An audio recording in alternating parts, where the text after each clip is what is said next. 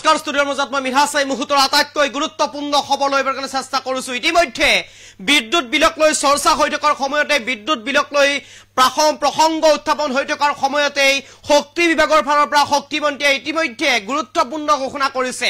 ৰাজ্য চৰকাৰে গুৰুত্বপূৰ্ণ ঘোষণা কৰিছে বিদ্যুৎ বিলক লৈ, যিহেতুকে শেহতীয়াকৈ ৰাজ্যত বিদ্যুৎ বিল বৃদ্ধি হোৱাৰ সম্ভাৱনা ব্যক্ত কৰিছিলে, অথবা বিদ্যুৎ বিল কেনেধৰণে বৃদ্ধি হ'ব, স্লেব ৱাইজ বিদ্যুৎ বিল কেনেধৰণে দিব লাগিব সাধাৰণ জনতাই, সেই কথা ইতিমধ্যে সামাজিক মাধ্যমত প্ৰচাৰ হৈছিলে, সংবাদ মাধ্যমত প্ৰচাৰ হৈছিলে। তাৰ পিছতেই ইতিমধ্যে শক্তিমন্ত্ৰী প্ৰশান্ত ফুকনে মন্তব্য কৰিছে বিদ্যুৎ বিলক লৈ। ৰাজ্য চৰকাৰৰ ফালৰ পৰা বৃহৎ ঘোষণা কৰিছে, ৰাজ্যবাসীৰ বাবে ভাল খবৰ লৈ আহিছে শক্তিমন্ত্ৰী প্ৰশান্ত ফুকনে। এই মুহূৰ্তত সবিশেষ লৈ কাৰণে চেষ্টা কৰিছো আপোনালোকৰ বাবে, এই মুহূৰ্তত আটাইতকৈ গুৰুত্বপূৰ্ণ খবৰ লৈ কাৰণে চেষ্টা কৰিছো।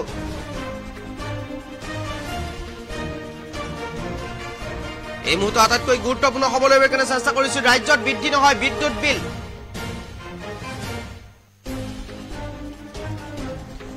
আজিৰ তাৰিখত বিদ্যুৎৰ বিল বৃদ্ধি হোৱাটো এটা অপ্ৰাসংগিক কথা।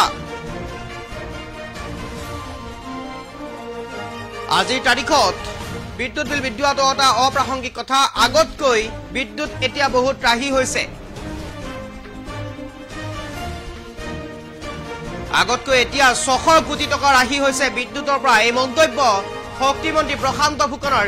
ইতিমধ্যে প্ৰশান্ত ফুকনে মন্তব্য কৰি কৈছে আগতকৈ বিদ্যুৎৰ বিল কেতিয়াও বৃদ্ধি নহয়, বিদ্যুৎ বিল বৃদ্ধি কৰাৰ কোনো সম্ভাৱনা নাই, বিদ্যুৎ বিল বৃদ্ধি হোৱা এইটো এটা অপ্ৰাসংগিক কথা। শক্তিমন্ত্ৰী প্ৰশান্ত ফুকনৰ এই বৃহৎ মন্তব্য ইতিমধ্যে কৰিছে সংবাদ মাধ্যমৰ সন্মুখত। ৰাজ্যবাসীৰ বাবে এটা ভাল খবৰ বুলি ক'ব লাগিব। পুনৰ গৰমৰ দিন আৰু আহিছে, আৰু গৰমৰ দিনৰ প্ৰাক মুহূৰ্তত বিদ্যুৎ বিল বৃদ্ধি হোৱাৰ বিষয়টো এক প্ৰকাৰ সাধাৰণ ৰাইজক চিন্তিত কৰি তুলিছিলে, আৰু সেই সময়তেই এনেদৰে এতিয়া বিদ্যুৎ বিল বৃদ্ধি হোৱাৰ কথাটোৱে প্ৰাসংগিক হৈ পৰিছিলে, আৰু তেনে এটা প্ৰেক্ষাপটতে এনেদৰে এতিয়া বিদ্যুৎ বিল যে বৃদ্ধি নহয় সেই কথা ইতিমধ্যে উল্লেখ কৰিছে শক্তিমন্ত্ৰী প্ৰশান্ত ফুকনে।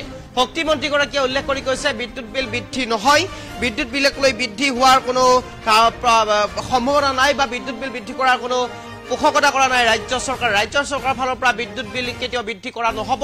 আৰু বিদ্যুৎ বিল আগতকৈ ৰাহি হৈছে, বিদ্যুৎ আগতকৈ ৰাহি হৈছে, 600 কোটি টকাৰ ৰাহি হৈছে পূৰ্বতকৈ। গতিকে এতিয়া আৰু বিদ্যুৎ বিল বৃদ্ধি কৰাৰ কোনো সম্ভাৱনা নাই।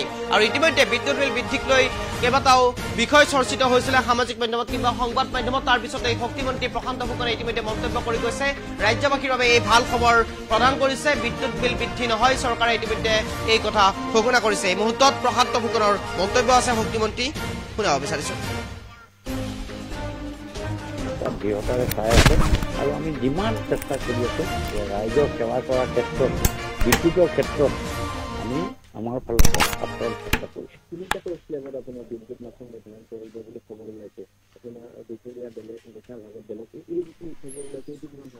চব তেনেকুৱা কোনো কথা আপোনালোকে ক'ত শুনিছে মই হ'লে নাজানো। আজি এইটো মই নিজেই শুনা নাই।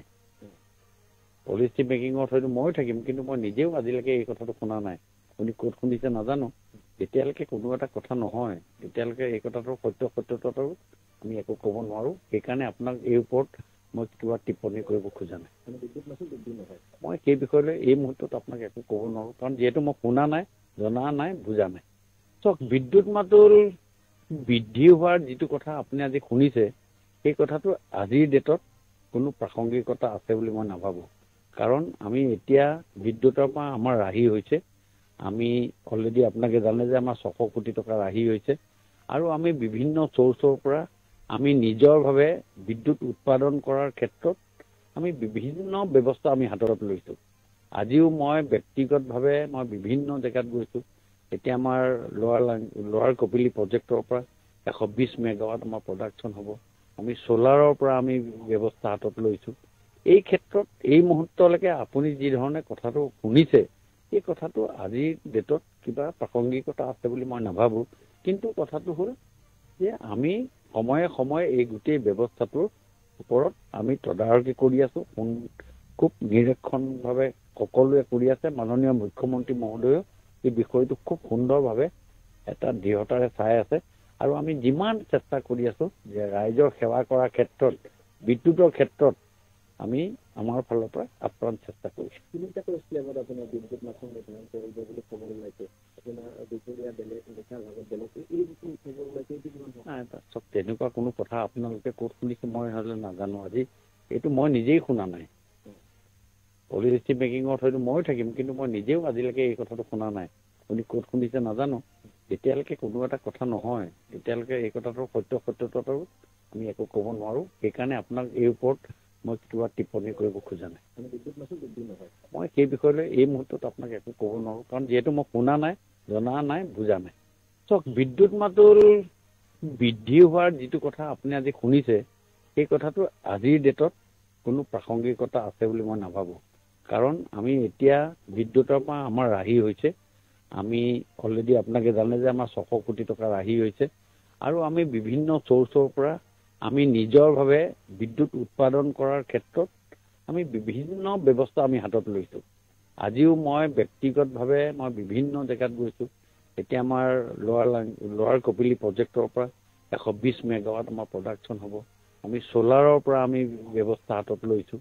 এই ক্ষেত্ৰত এই মুহূৰ্তলৈকে আপুনি যি ধৰণে কথাটো শুনিছে, এই কথাটো আজিৰ ডেটত কিবা প্ৰাসংগিকতা আছে বুলি মই নাভাবোঁ।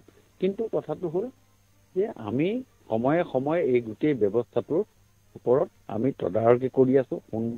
খুব নিৰীক্ষণভাৱে সকলোৱে কৰি আছে। মাননীয় মুখ্যমন্ত্ৰী মহোদয়েও এই বিষয়টো খুব সুন্দৰভাৱে এটা দৃঢ়তাৰে চাই আছে, আৰু আমি যিমান চেষ্টা কৰি আছোঁ।